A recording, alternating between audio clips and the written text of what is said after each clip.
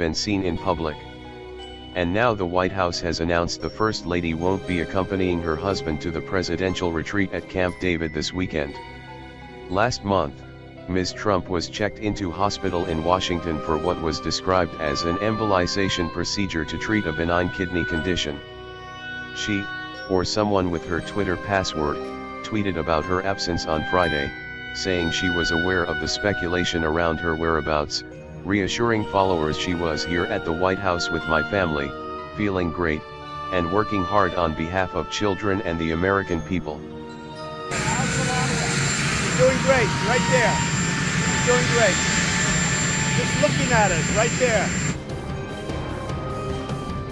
Well, that was the president several days ago, the last time he mentioned the First Lady in public there. Now, there's been no sign of the First Lady in more than 3 weeks. Malania Trump did not go to Camp David with the president and the family this weekend. He was joined, you see here, by his children when he left Washington yesterday. Malania Trump was treated for a benign kidney condition in May, but had not been seen in public since, which has a lot of people wondering about her whereabouts. A few days ago, she tweeted, "I see the media is working overtime speculating where I am and what I'm doing. Rest assured, I'm here at the White House with my family, feeling great and working hard on behalf of children and the American people." Joining me now to discuss is Huffington Post reporter Laura Bassett. The tone of that tweet, many say, sounds familiar, but let me ask you about why, or what the explanation is from the White House of, if she's doing work, why we have not seen her. Exactly. I think that tweeting was a really interesting way to try to end this speculation. It seems like all she really needs to do is just step outside of the White House, just show her face to prove that she's fine, to prove that everything's as she says it is. Instead, she gives off this tweet, which doesn't sound like Malania at all. It actually sounds more like her husband. She jabbed at the media a little bit. That's not something Malania usually does.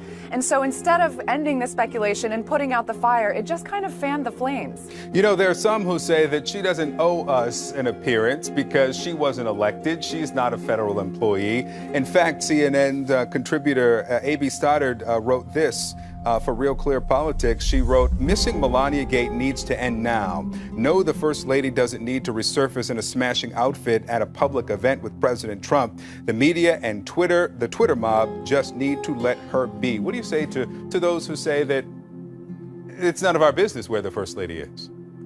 I mean, I think that it's a little bit of a double standard. People were practically pawing through Michelle Obama's trash when she was First Lady. Melania is not just the president's wife. The First Lady of the United States is a position in itself. It is her job to be seen, to be present, to participate. Every First Lady before her has done so. No one has ever disappeared for 23 days before. This is a really conspicuous amount of time.